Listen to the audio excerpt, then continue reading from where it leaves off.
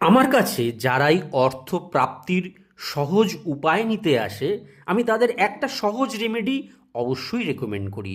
সেটা হলো প্রতিদিন স্নান করে শুদ্ধ বস্ত্র পরে হলুদ বা অষ্টগন্ধার তিলক বানিয়ে নাভিতে, কণ্ঠে, কপালে লাগিয়ে তবেই কাজে বেরোন।